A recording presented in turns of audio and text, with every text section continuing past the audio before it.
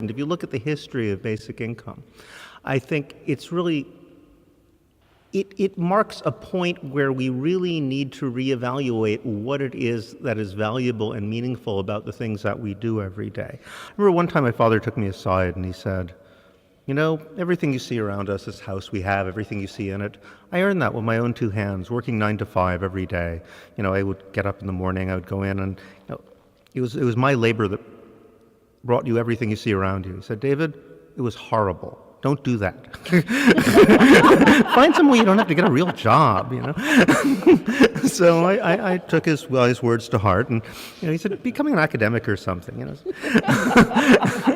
And I realized that there's like huge classes of people. It's true of a lot of people in government, more and more as time goes on. You know, their real job is to make you kind of feel like you're inadequate, that you're undeserving, and I realize that, you know, that's what government does. All these neoliberal reforms, which are supposed to like put conditionalities on welfare and like make things more efficient, they're framed in this moralizing terms. But what they actually end up doing is, you know, creating these huge class of people to sort of monitor you and make you think you're just not doing a very good job in life.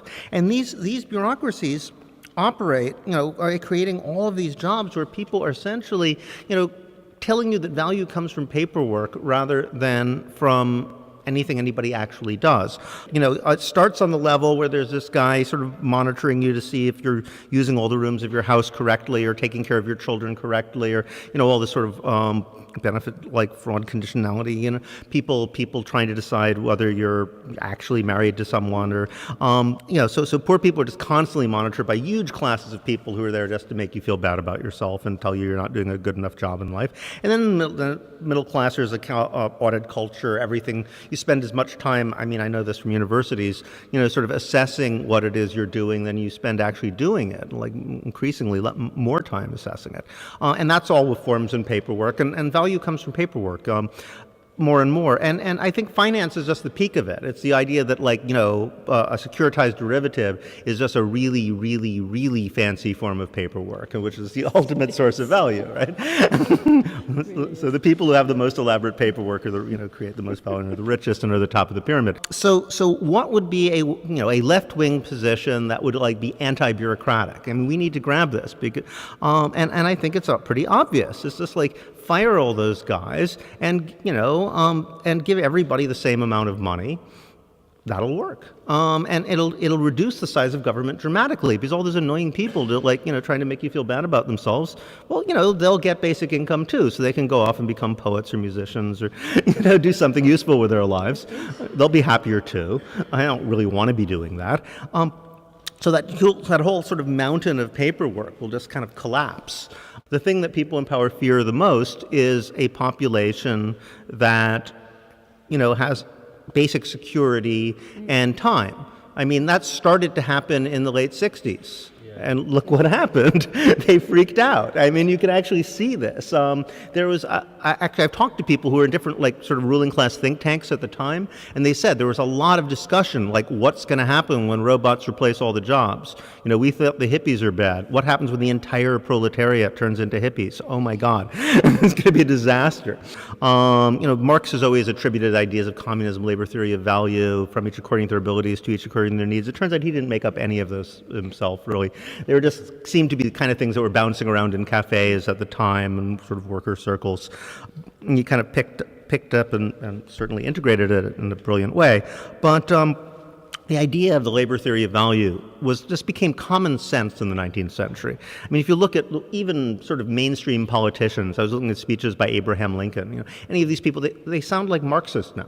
You know, everybody's talking about how, you know, all capital is derived from labor and labor must be given precedence, so forth and so on. So they had this notion that value comes from human labor. The problem is they also had this focus on production. That, you know, the factory labor was seen as the sort of paradigm for all labor. It was very macho, you know, males, like guys smithing things and banging things and casting iron and so forth was production line perhaps, was the basic image. Whereas, of course, most labor is not actually productive if you think about it. Like, you make a glass once, right? But you wash it like 1,000 times. Most labor isn't about making things, it's about keeping things the same, maintaining things, nurturing things, giving them an environment in which they can grow, caregiving, caretaking. But then the question is, how do you validate work? Well, you just say you go back to the Puritan idea. Work is valuable in itself. If you're not like working really hard at something you don't like, well, you're not a very good person. You're a parasite. So that's how you can have the situation now where people actually think their work is more valuable if they don't get anything out of it. So even if you know that you're doing something good for the world, in a way you should be paid less. People think it's okay, like nurses should be paid less, or, because they're actually contributing, or teachers, because they're contributing to the world. So I think that we need to massively reevaluate this. If we're going to take off again, we need to start thinking about what makes work actually valuable, which is that it's a form of care for other people. It benefits people in a concrete way, and nobody can really decide how that happens other than the people doing it. So I think if we're going to try to have that conceptual revolution, which can overcome this notion of job creators, and that everybody left and right, when they're always calling for more jobs and more work. I think because the only way they can see people as valuable is that they're doing something they don't like very much, whether or not there's any need for it. We've caught ourselves in a conceptual trap, and I think only notions of basic income can start us reevaluating what it is we actually value about what we do.